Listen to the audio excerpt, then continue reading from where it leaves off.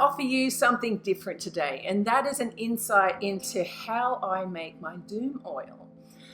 I know a lot of people are secretly wanting to know how to make a hexing or cursing oil, and while I'm not going to show you the exact recipe I have in my book of shadows, I am going to open the door and show you how to make a really good and strong black art / D.U.M.E / hexing cursing oil, because I think no matter what type of witchcraft you practice, there's going to come a day where someone really annoys you, and I mean really annoys you, and you want to release that energy and not hold that energy within you. Because remember, if you hold toxicity inside you, you're the one that's going to be punished or feel that negative energy in you. And the idea of this type of magic or work is to release all of that energy and then be done with it, okay? So this is the purpose of this type of work. Now, normally the recipes will call for toxic things will call for crushed chilies, okay? And that's fine if you're making an oil, but if you are turning it into a powder, you might want to have, you might want to have it already powdered. Just makes your job a little bit easier, okay? So there's some ideas for chili, but that is always a key ingredient, I think. The second key ingredient is black pepper. Once again, a traditional recipe will call for peppercorns. This is ground pepper because I do like it a little bit coarse.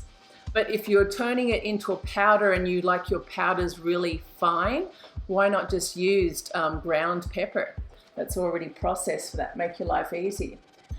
The other ingredient that I think is key, so they're the two key ingredients, is some level of iron filling. Now, I just buy my iron fillings, fine iron fillings.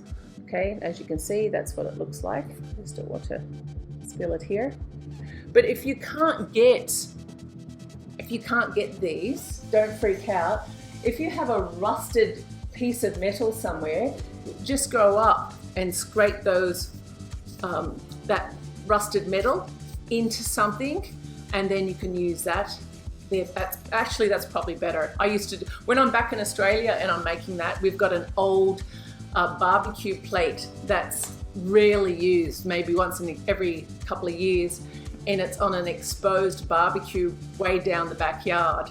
And I'll go up there and I'll scrape off these iron fillings there, or the rust off there, and I'll use that in my D.U.M.E oil when I'm making it in Australia. So that's a key thing. Another key thing that I like to use is sulfur powder, brimstone, of course, a classic witchy ingredient, but that is definitely something you want. The next ingredient that is a must is graveyard dirt. Now, if you can't get the graveyard dirt yourself, then you just have to trust the supplier. Personally, I love going to the graveyard, so I'm not even shy to say that I will go and get a lot of graveyard dirt, and I make sure that I check out the grave of the person I'm collecting the dirt from. Blonde Gypsy and I, when she dares to come to the graveyard with me, she'll take notes of all the different graves that we collect all this dirt from, because graveyard dirt just isn't used for baneful magic. You can also use it for love magic and other purposes as well. But you always want to make sure that you're collecting the graveyard dirt from perhaps somebody that has been in some conflict. That's the best way to think about it. So I wouldn't use the graveyard dirt from a grave of a baby or a grave of a nun. You know, these people we would like to think, you know, haven't had really bad experiences and they just passed away peacefully. You want to hope, right? But people that have maybe been soldiers that have died in the war, or had, you know, people that have done really bad things, maybe their dirt is a little bit more toxic, and that's the idea of using their dirt. So we definitely want graveyard dirt. We also definitely want a toxic biological in there, zoological. What I mean by that is maybe an insect or some animal that is venomous. Now back in Australia, when I make this, obviously I'm using redback spiders, funnel web spiders. These little things that want to just kill you, just, you know, if they can. When I'm in Hawaii, I used blue bottles, or they call them man of walls in the USA. So I would get some of them, collect them on the beach, dry them out, and plonk them in as well. I'm in New Orleans now, and it's easier for me to get my hands on some toxic snakes. If I was in Australia, I would love to find a dead brown snake. I definitely wouldn't want to capture one live. Hell no. So I make sure I've got a few suppliers here in the US. I make sure I label all the different types of snakes that I have in my collection. And I definitely use dried but real, here it'll be a snake skin that I use. So that is definitely a must. Now we're going to come into some ingredients that, if you're using D.U.M.E, that you might want to consider. Poppy seeds is something that I use. It's one of my favorite ingredients for this, and for also in breakup type of oils, I use poppy seeds. Patchouli is another one. Now I'm not going to use patchouli, but some people swear by patchouli in their D.U.M.E oils. So if you're going to make a variety of mixes, maybe you want to put some patchouli in one and see if it does a better result. I'd love to hear your feedback if you do that. But it's not something that I use, but I'm sharing this with you, okay? The other thing that most people won't use, but I like to use, and I'm not giving you my recipe for this, is war water. Now, while this is in a jar, and I always put it in another bag because this stuff is toxic as. I can literally, when I open this jar, it really should be opened outside. It is that strong and that toxic. So if somebody, I'd even hate to get this on my skin. The smell is enough to kill you. It's really quite strong. So to me, this makes a great additional personalized ingredient that I put into my really toxic oils. Okay, so that's called war water. Okay, the other thing that I might get in trouble of even mentioning, but you really want to try and put some like arsenic or some other really highly toxic ingredient in this type of powder. Now I'm not saying that you should go, or you won't be able to buy it online anyways. You'll need a permit to buy that.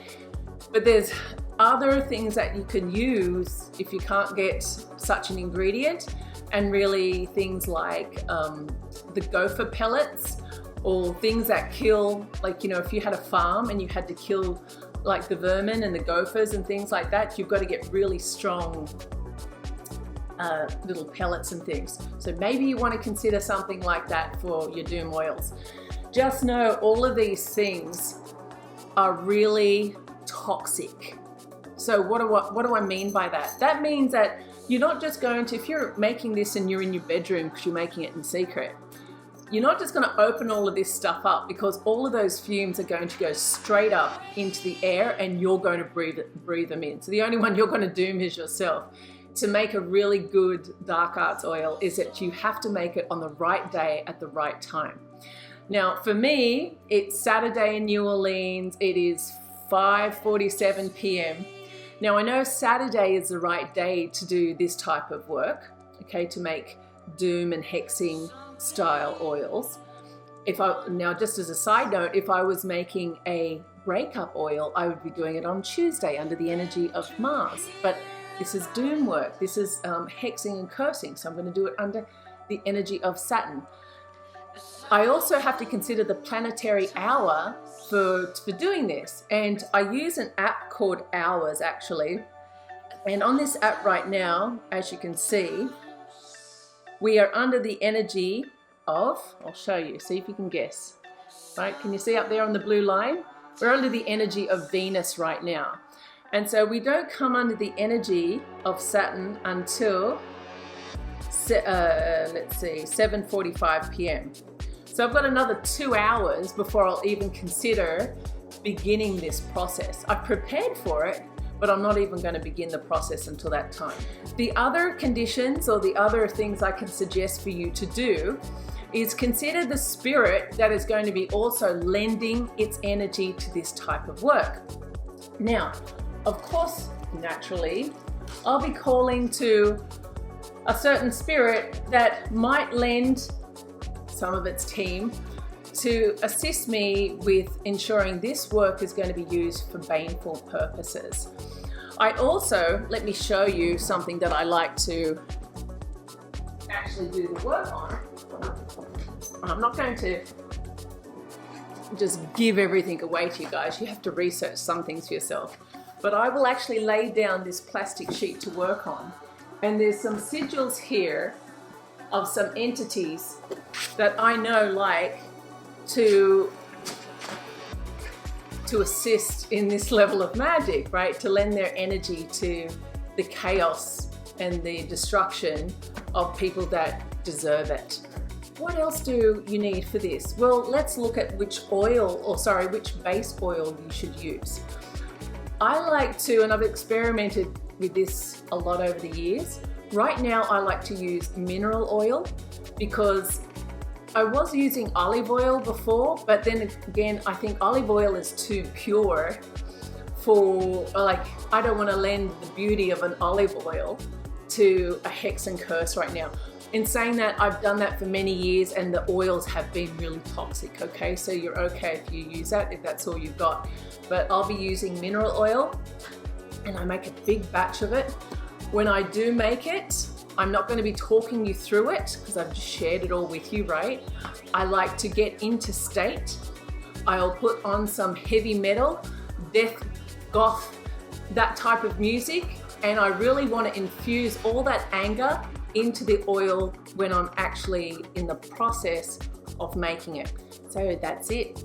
At 7:45, I will be back. I'll be making this oil and I hope you join me for that process.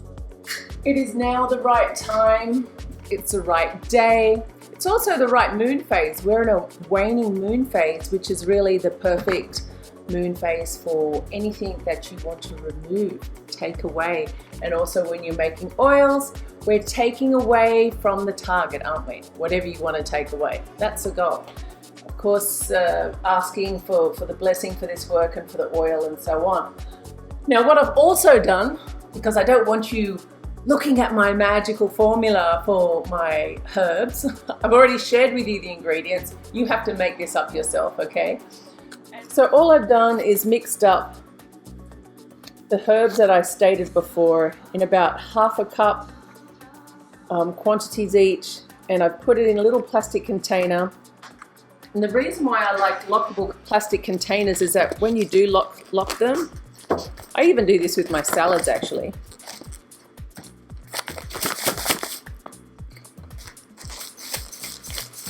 And then I just like to shake them. And when I'm doing this, I'm thinking about the herbs, the purpose of each herb, why I'm using these herbs, what I want to achieve by using these herbs. And I could do that for a little while until I feel like I've connected and I really know the purpose for each of the herbs that's going into this oil. So this is the bottle that I'm actually going to be using. Of course, it's a Tito's vodka bottle. I like Tito's. And in this bottle, I've actually already put the chilies. I've put 5 chilies in this bottle. And that to me represents each of the elements plus spirit. So 5 elements, 4 elements and spirits, 5 elements. And when I basically gave a name for this bottle, a purpose for this bottle, that's exactly what I did there. I also like to add some of the old D.U.M.E oil that I made from the previous batch into this new batch. The reason why I like to do that is because I believe that there's still energy in the old oil naturally. And I used to make my own yogurts my own natural yogurt, my own cheese and things like that. My extended family is Middle Eastern. So if you've ever made yogurt before, you always keep a cup of the old yogurt to use in the current mixture when you're making a new yogurt. And so I have that mentality. So whenever I'm making an oil, I never finish the old batch completely. I always keep some of it to use in the new batch. And I feel like that fast tracks the basically the processing of the new oil, and also creates this legacy of purpose.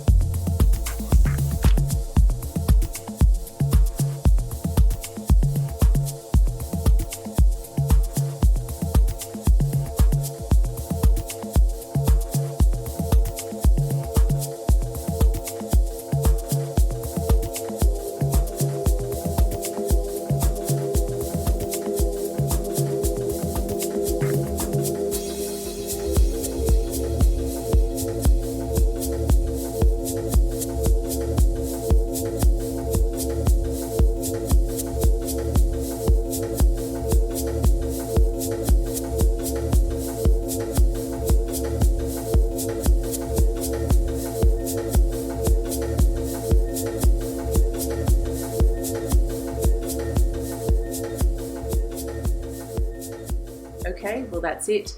Now, what I did in the end there was I covered it with a black cloth, and I will let that sit for around 3 months before I even think about using it. When that cover comes off, I will cover that bottle probably with sigils, and basically to entice the spirits that I'm using to make home or take notice of this object being my oil. And I will, while it's sitting for 3 months, normally, like when I was in Hawaii, I put it in a really a spot where there was a lot of like barking dogs, always fighting. It was right next to a really noisy intersection, and I just let this oil absorb all of this negative energy. This place here really isn't about that. So what I'll do is that I normally put on heavy metal or death metal music right next to the oil, and I'll let that be absorbed into the oil, because anything that's liquid absorbs a frequency. I've done videos on that before. But that'll do for about 3 months, and then after the 3 months, of course, then I'll begin to use it and do the same process when that bottle's finished. Right, so I hope that I've inspired you to make your own oils. It's not really that hard. Don't worry if you don't have the same ingredients that I had. Get creative with whatever's in your own environment, because that's what witches do. Blessed Beast, one and all, and I really hope that this has helped. Bye for now.